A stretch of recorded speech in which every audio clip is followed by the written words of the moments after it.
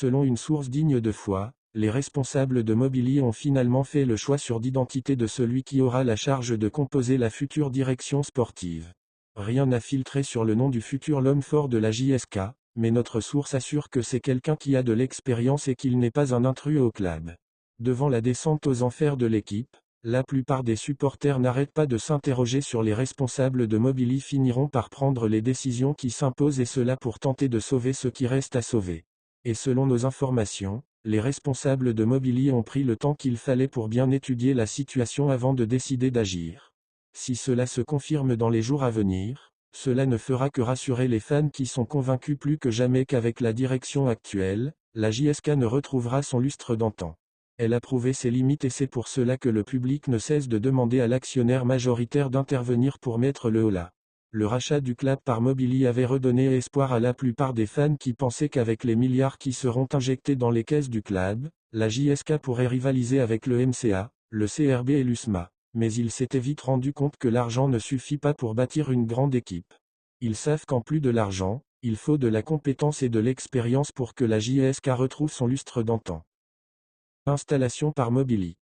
Si au mois d'août dernier, c'était le président Achour Cheloul qui avait choisi le directeur sportif Djamel Mena, le manager général Brahim Zafour et l'entraîneur Youssef Bouzidi et c'était lui qui avait procédé à leur installation. Ce ne sera pas le cas pour le futur patron de la direction sportive. Si on se fie à notre source, celui-ci sera installé directement par les responsables de Mobilly et il ne rendra des comptes qu'à eux.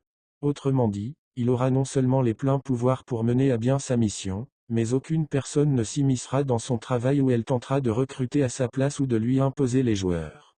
Il aura comme seuls interlocuteurs les responsables de Mobilly. Et pour ne pas refaire les erreurs commises par les responsables actuels, le futur patron de la direction sportive choisira lui-même ses proches collaborateurs. Mais cela ne l'empêchera pas d'opter pour la compétence, car s'il ne s'entourera pas des novices et des personnes qui n'ont rien à voir avec le football, il sera voué à l'échec. Il aura carte blanche, mais il sera appelé à rendre des comptes à l'actionnaire majoritaire. Préparer l'avenir. Si les responsables de Mobilly ont décidé d'installer la direction sportive dans les jours à venir et cela pour permettre au futur Dikies ou le manager général ou le patron du volet sportif, peu importe l'appellation, mais ce qui est certain, c'est que celui-ci aura les coudées franches pour préparer la saison à venir. Il aura le temps qu'il faut pour ramener ceux qui l'assisteront dans sa mission et pour arrêter la liste des joueurs à libérer et à recruter. En ce qui concerne le président Achour Cheloul, il sera toujours à la tête du conseil d'administration mais le volet sportif sera, d'après nos informations, géré exclusivement par le patron de la direction sportive. Le parcours catastrophique enregistré par l'équipe jusqu'à maintenant a fait couler beaucoup d'encre et de salive et si les responsables de Mobilly décident de prendre les choses en main, les fans ne seront que ravis. Ils ne croient plus en les dirigeants actuels qui leur avaient promis monts et merveilles à l'intersaison. Or, à cause de leur mauvaise gestion, l'équipe se contentera sans nul doute du maintien et cela malgré les milliards de Mobilly. Aucune date n'a été donnée sur la date de l'installation du futur patron de l'équipe sportive, mais cela ne devrait pas tarder vu qu'on n'est qu'à 2 mois de la fin du championnat.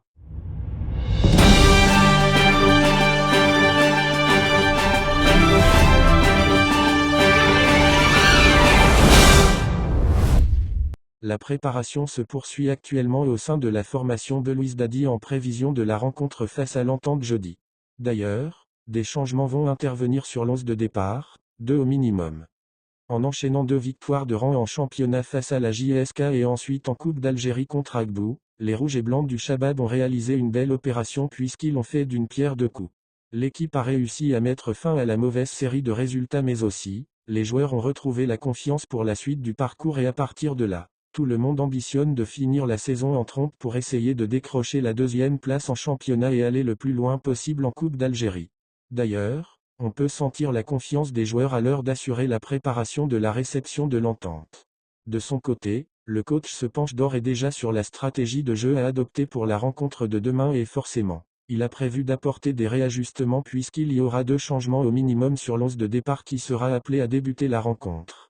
À commencer par la titularisation de Hada qui sera aux côtés de Bouchard dans l'axe de la défense surtout que Keda est suspendu suite à son carton rouge en Coupe d'Algérie.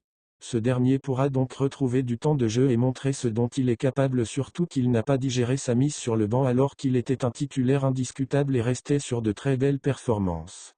Mrzik pour apporter plus d'équilibre au milieu. Malade le jour de la rencontre pour la dernière sortie de l'équipe, le milieu de terrain du Chabab, Oussem Mrzik, sera, lui aussi, de retour au cours de cette rencontre de championnat, puisqu'il a repris l'entraînement et ne ressent pas la moindre gêne.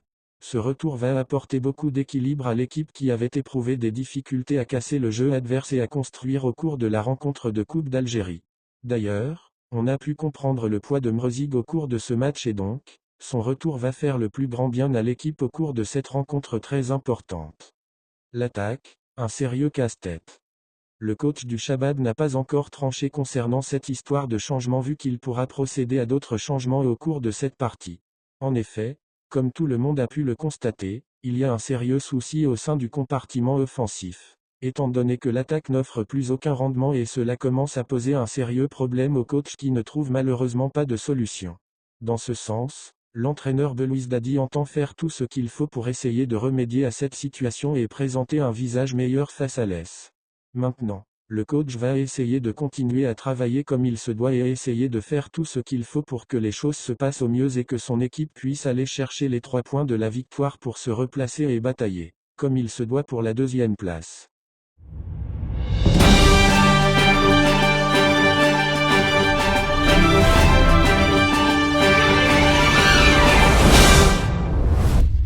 Hafid Deradji se dit prêt d'aller couvrir la CAN 2025 au Maroc.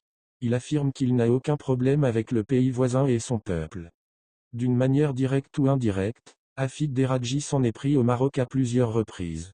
Certes, il est indésirable chez les Marocains, mais le commentateur algérien de Beansport se dit prêt d'aller au pays voisin pour couvrir la CAN 2025. À ce que je sache, je ne suis pas interdit d'accéder au territoire marocain. Si mon travail m'impose d'aller au Maroc pour couvrir la CAN 2025, alors je le fais sans aucun problème. Dira dans une vidéo publiée sur les réseaux sociaux. Dans ce même sillage, Deradji affirme qu'il n'a problème ni avec le Maroc ni avec le peuple marocain. D'ailleurs, j'ai beaucoup d'amis marocains que je connais depuis plus de 30 ans, et d'ajouter, je n'ai jamais insulté ou manqué de respect au Maroc, au peuple marocain, mais, en revanche, je n'accepte jamais qu'on porte atteinte à l'Algérie, à son histoire et à son peuple. Deradji contre le retour des relations à la normale. En parlant toujours du Maroc, Hafid Deradji assure qu'il est contre, pour le moment, du retour des relations à la normale avec l'Algérie. Je suis contre la réouverture des frontières et retour des relations à la normale entre les deux pays. Peut-être plus tard, oui, mais pour le moment, non. A avouer. Et de conclure, je ne me suis pas mis dans une bataille. Mais je me considère un membre de l'Algérie si mon pays intervient pour défendre ses intérêts. Rappelons que l'Algérie avait décidé de rompre les relations avec le Maroc depuis septembre 2021 et interdire la Royal Air Maroc de survol sur le territoire national.